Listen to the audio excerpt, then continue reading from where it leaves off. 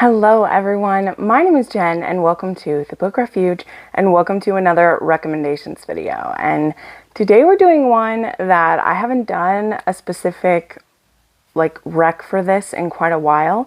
I haven't read quite as many with this trope, and as I did the last time I did this trope, I will explain the acronyms used for this and what the different levels of consent are. I feel like I don't need to say this, but I'm going to anyway because there's always people in the comments when I make a video like this, and we see it happening again like on TikTok when this discourse comes up, that you can enjoy reading certain things in a romance novel that you would never accept or tolerate in real life. Or maybe you would. Maybe the consensual non-consent is something you're into, and then that is totally acceptable between you and your partner. You know what your boundaries are. So let's explain the different levels of consent very quickly because I've done this many times, but there will be people who this is their first video of me, so we'll explain. When I say that I'm doing recommendations for dubious consent, consensual non-consent, and non-con or non-consent, which is rape. Let's put that out there. And that is what we would call bad. When we're reading dark romance, I don't like to say whether something is bad or not, even though there are specific kinks or things that I don't personally want to read. Many people, it is a hard line for them if there's any kind of coercion, dubious consent, non-consensual things. This is not the rec video for you. So please don't leave comments in my comments saying that you can't handle those. Just click away. You don't need to hear about these because every book that we're about to talk about is going to make you uncomfortable and going to trigger you then. So don't read them, you know, or maybe take this as a warning list of books you shouldn't read because they will have those situations. The books I'm going to recommend have different levels from, maybe consensual non-consent, which in and of itself, that is consent because you're consenting to appear that you're not consenting. So a role play situation. Or there's dubious consent where a heroine or a hero may start out this sexual interaction where they're not fully into it, but the way that it's written, their bodies kind of take over and they decide that they're okay with it. And once it's done, they are like, oh, I was okay with that. Or once it's done, they're like, I can't believe that I consented to this. There's those. And then there is the straight up non-consensual ones where there are some books in dark romance where there's rape happening and it's between the male main character and the female main character, and they will end up together by the end and have an HEA together. And some people don't think that that is a romance, and that's fine. But again, these recs won't be for you then, so just move along. Take this as your warning. Don't even bother commenting it in my comments. It will be deleted and you'll be blocked because I don't shame people on my channel for what their kinks are or what they want to read, and including myself. You know, this is altruistic because I very much enjoy reading this sometimes when it's done by a good author because I still like there to be consequences for things. But anyway, that's enough of an intro for this because I think I'll already talk a lot about these. I'm not doing these in any order of what's the darkest to the lightest or lightest to darkest because I just wrote them in the list as I remembered them. So we're going to kind of swing all over the pendulum of, dubious consent, non-consent, all that stuff. So let's go ahead and start with one that has starts off with kind of coerced consent. So that's going to be The Bully by Sophie Lark. This book is between Dean, who is kind of our Draco Malfoy inspired character in The Kingmakers. And yes, before you even taken the time to text, you must read this series in order. You may not jump around because it has a mystery that goes through the whole series. You may not. I'm sorry. Watch one of the 50 other books where I've mentioned Sophie Lark. But I'm bringing this one up because if you're going to be reading the series, maybe you want to know this is going to happen. So this one has a situation where the heroine of Dean's, he knows a secret about her. He's feeling kind of vindictive against the sister of this person. And he's like, what's a good way for me to hurt this person? I'm going to hurt their sister. And so he takes this information that he has and he decides to use it to get something that he wants from the heroine. So he tells her for the next school year, because this takes place at a mafia school, you're going to do whatever I want, or I'm going to tell what you did and you will get in a lot of trouble for this thing that she did. like a lot. So that scenario leads to, she meets him after the day is done in this clock tower, and the things he has her do are very sexual. Very quickly, this goes from being a coerced consent to a pretty enthusiastic consent between the two of them, with the thinnest veil of you're doing what I want you to do.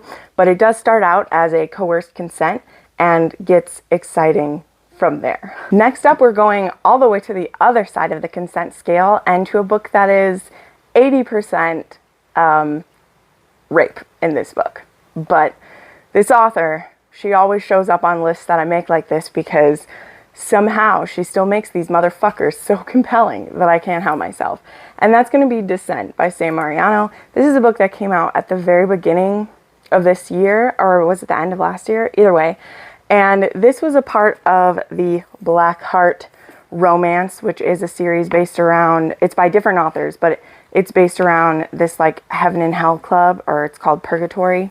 And this one is about Calvin Cutter, and he wants this woman. I think her name is Haley. Yeah, Hallie. And she is the ex-girlfriend of one of his employees. And he uses this employee to trick this woman into coming to this sex club. And this sex club is where anything can happen. There are different levels to it.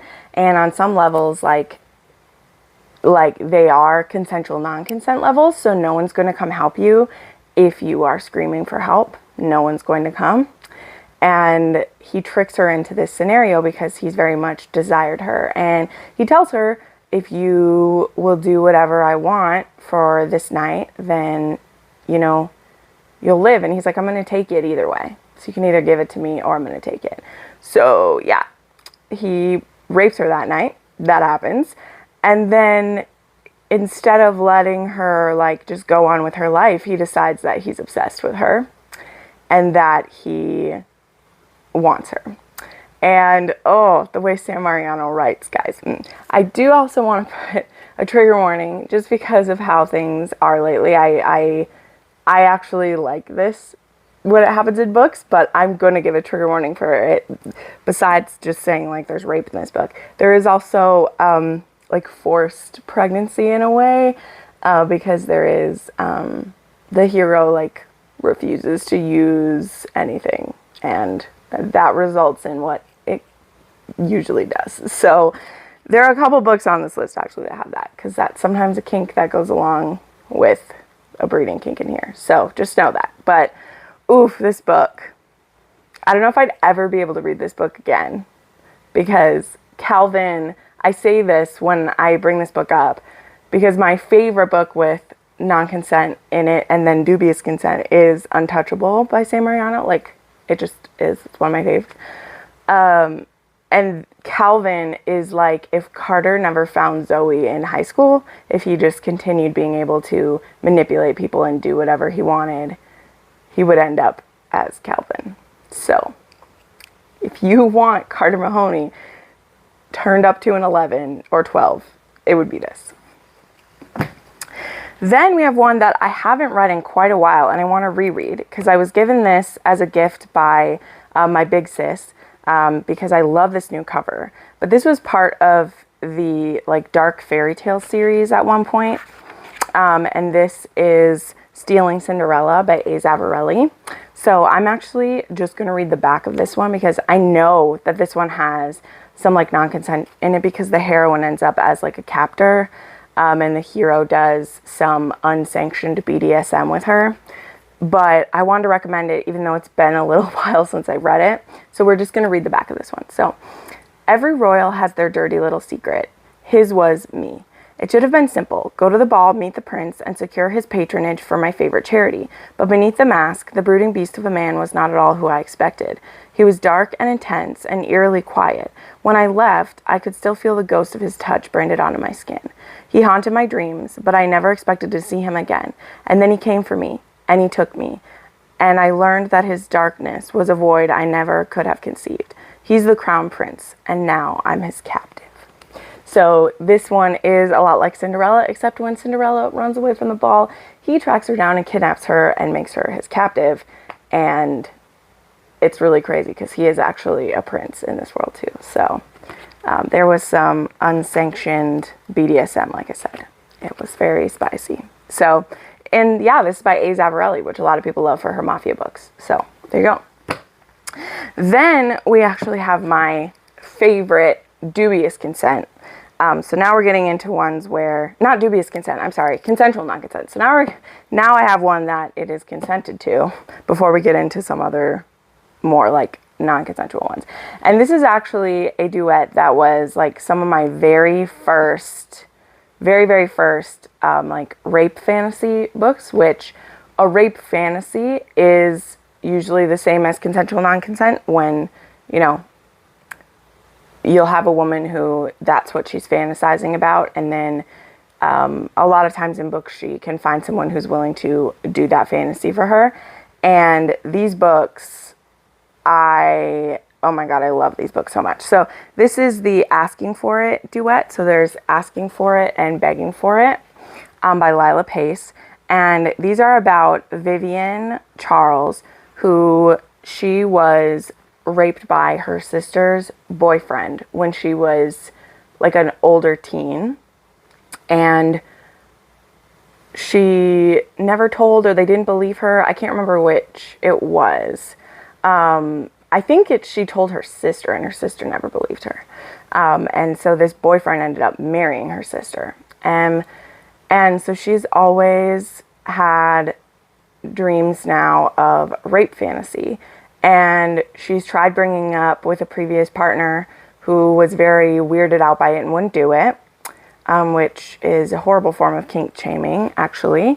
He was like, you need help. This is awful. How could you want this to happen? I'll just hold up one of these. And this like ex-boyfriend of hers is still a friend though, even though he wasn't able to like sexually give her what she wanted. He still cares about her and loves her. And at a party one night, I think it's a Halloween party. Is it a Halloween party? I don't know. She's talking about, or this ex-boyfriend is like rambling drunkenly about wishing he was able to give her what she wants, but it was like too much for him. And she gets overheard by this man named Jonah Marks, who is actually a professor, mostly like a research professor. Like he doesn't teach much. He mostly does like research for the university he's at. And I think she's a graduate student there, but they'd never met each other before then. And he overhears, and he actually has a matching fantasy with her.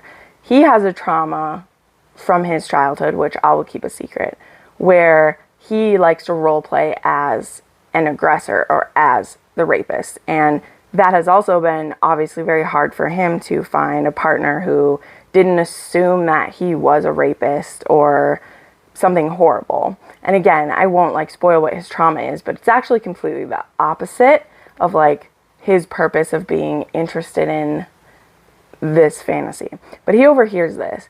And so he ends up propositioning Vivian that he could be her fake attacker, and they could find a way to set up safe dates where they set up different scenarios for her to be assaulted by him.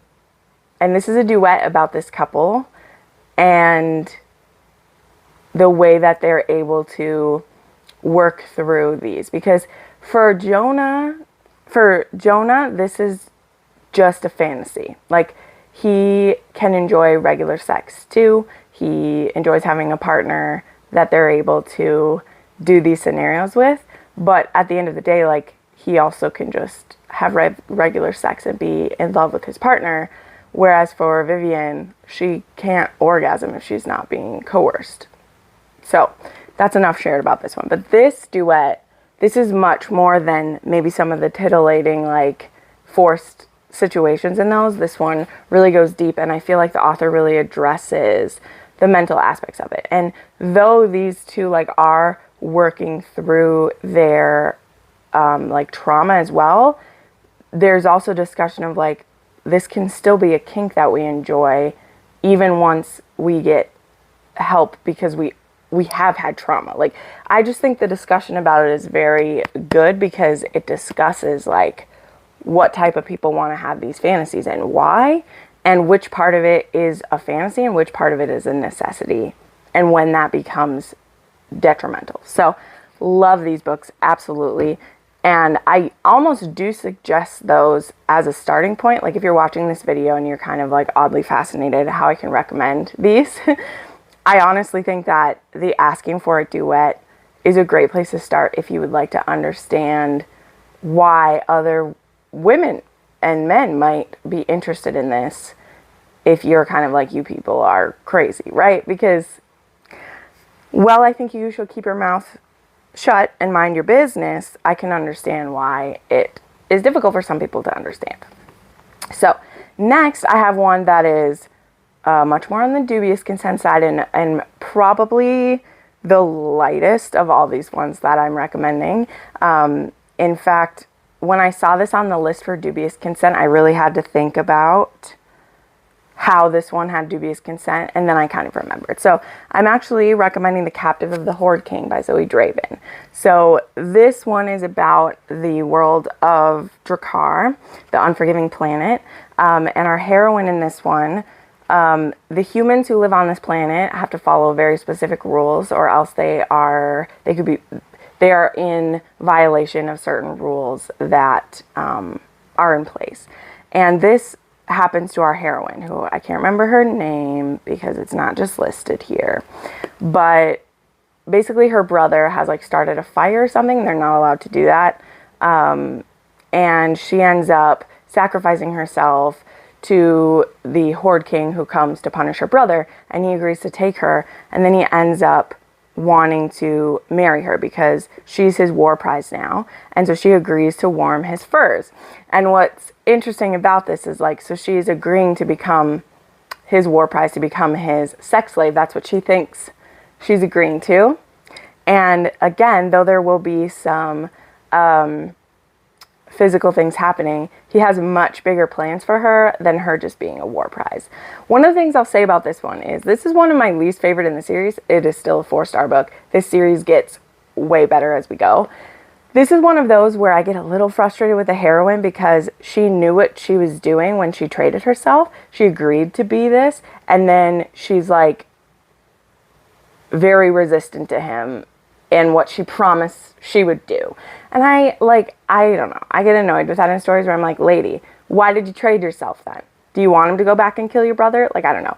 But that's the mindset I get in when I'm reading about people who like offered themselves into servitude. You know, that happens a lot in like Beauty and the Beast scenarios for me, when it's like you traded yourself fully knowing what you were trading yourself into, because your brother would have sacrificed himself for you to not do that, but you chose to do it. So then, get in those furs, girl. I'm ready. But anyway, that's my twist of brain. You don't have to agree with that. Then I have another one that is it takes place in space and is some dubious consent.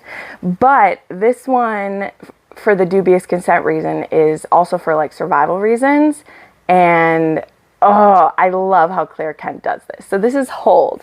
And this is the first book in her like Prison Planet series. I don't remember what it's called, but each one has a scenario like I'm about to talk about. So in this one, our heroine has done something wrong and she gets put on this prison planet, which is all men and all like, well, mostly all men and all these big, tough, scary alien people. And when she is being dropped in here, she's basically like, they know she's going to be like raped to death by these other people here, because there's no way off this planet. Like, you don't do your sentence and then get off of it. Like, it's where you go to die, right? And it's like the Monte Cristo of, you know, or like, it's not the prison isn't called Monte Cristo in Monte Cristo, but it's that kind of thing. Chateau d'If, that's what it's called.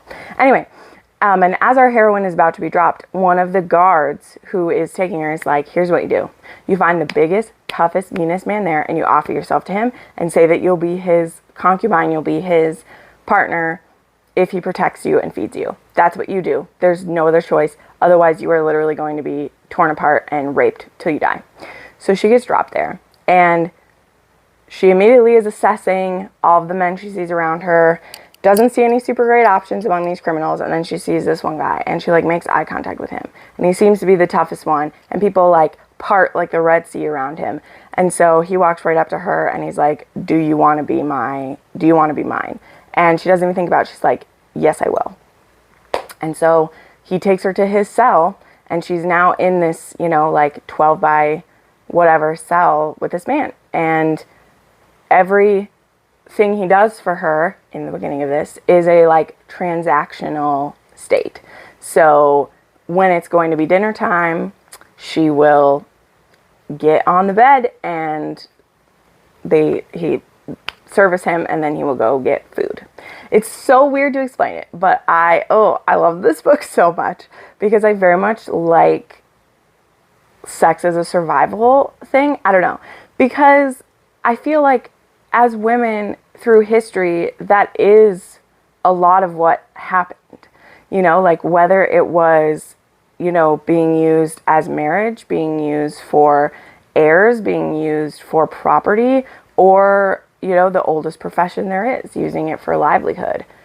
I think reading a book series where that is literally what's happening is fascinating. Like, it's fascinating to me. And yeah, I very much enjoyed this book and how these two come to know each other. What starts as a very transactional situation and how they're going to live through this prison together. All right, then I have a bully romance for you. I very much may have mentioned this one in a previous video about this topic. I don't remember, but I want to share this one with you. So this is Truly by Carmel Rhodes, and this is a bully romance. This is her, I think it's her stepbrother's friend or something. Oh, it's her ex-boyfriend's half-brother, Noah. And he, like, well, there's a scenario definitely with like a dubious / definitely like a non-con in the beginning of this one at like a party where she's in the wrong place at the wrong time and he takes advantage of it. And then there's a road trip she's supposed to go on with her best friend, and these Noah and another guy end up kind of like pushing their way into this trip. So she's going on this like cross-country trip with this guy who's like coercing her into these different scenarios. So this one was totally bonkers, but Carmel Rhodes writes some crazy books, and this one reminded me at the time that I read it a lot of Untouchable, but the hero was much more like malleable than Carter was, and ended up not being quite as terrifying as Untouchable is, but it still has some of those like being coerced vibes. Then I have one that might surprise you, but it definitely has dubious consent in it, especially the first couple of sexual interactions, and that is A Hunger Like No Other, like Cressley Cole, where we have Lachlan, the leader of the Like clan, who's been kept prisoner for years and years and years under this city, and one day while he is trapped and weak, he smells / feels his fated mate walk across the land above him, and so he bites off his own foot and escapes. And when he finds his mate, he's horrified to learn that she's half vampire, because it's vampires who've been doing this to him all this time, but she's his fated mate. So she's his only chance for happiness and for completion and to soothe his beast. And this always makes me laugh a little because the cover of this looks like it's like a vampire about to bite her, but like he's the werewolf. I don't know. It's an interesting choice. But yeah, so Emma, as she's called, she's been raised by the Valkyrie in this, and she's been raised to hate the Like, and now there is this Like king basically who says she's his mate and is forcing her to like come with him to his ancestral home. And along the way there are different times where his beast is kind of like taking over him, and things get pretty dubious in the shower one time. and on the bed one time. But this book does actually have the very first vampire blowjob. Everyone talks about Lothair having a bloody blowjob, but Emmeline, she actually is the first one to do it, and it's pretty great. She literally feeds off his cock. It's great, but definitely some dubious things. All right, and then finally I have 2 books from Adelaide Forest, who I will tell you that of her books I've read, 90% of them have non-consensual or dubious consent in them at some point. Also, her Bellandi Crime Syndicate does have a lot of like breeding kink and forced pregnancy in it as well. So another person that might be a trigger for you in current times. But there also is a Wrong, which is a novella length, and this one is also part of the like Black Heart romance that I was talking about, like with Descent. So this one actually takes place in the same club, and this one is a dad's best friend, where he's been attracted to his friend's daughter for the last like little bit, and it's kind of hinky because he actually was around like when she was born, because she was like left on her dad's doorstep when the mom left, and so he really is seen as her uncle. So this could feel weird to people. It's squishy. It's literally called Wrong. Like, if you don't know what you're getting into, I can't help you. This is taboo as well. But what happens is that he is a part of this club, and this club, you can request certain dates and everything. And one of the things he requested was someone who kind of looked like her. I think her name is Everly, yeah. And he's going to have a date where he like rapes her, and it's going to be consensually not consent, because this woman's going to consent to it. But then the place that he's supposed to meet up with her, they're going to meet up somewhere, and he's going to like fake kidnap her and then take her to the club. Like, it's a whole thing, all consensual, right? But then when he's at the meeting place, which is a coffee shop, the actual Everly is there for a coffee date with a fellow student, college student, and he thinks that this woman, because he doesn't know who the woman is, he just knows it's a woman who's supposed to look like Everly, because that's what he requested. So he thinks that Everly is actually on this app as well. So he kidnaps Everly. And because it's a consensually non-consent scenario they set up, he takes her to this club and he rapes her, because she didn't consent to this. She isn't the one who did the app. But now he's raped her, and he liked it, and it's his best friend's daughter. So he needs to keep her, whatever the cost, because he wants her, and now he's had her, and now he's like, she's mine. So this one's definitely twisted, and yeah, you've been warned. And then the other Adelaide Forest, this one isn't quite as intense in that, but this one does have birth control sabotage, like I said, breeding kick in this one. And in this one, we have, it doesn't list his name right away. Mateo, I think it's Mateo. It's Mateo and Ivory, yeah. And they used to date when they were young. And then because he is the son of the mafia, he is forced to like break her heart when they're young, because he's like, I don't want her to be part of this world. But he's always kept his eye on her. And in the beginning of this book, our heroine is actually involved in a bank robbery. Like, she's at a bank when it gets robbed. And literally the bank robbers, they know who she is somehow. And they're like, oh my God, please don't tell Mateo that we did this. We're so sorry. And they like are terrified of her. And then when she is like, Mateo, I literally haven't seen this man in how many years? He broke my heart back then. Like, what the fuck does he have to do with anything? She goes to see him, and it turns out he's been pining for all this time. He never wanted to break up with her.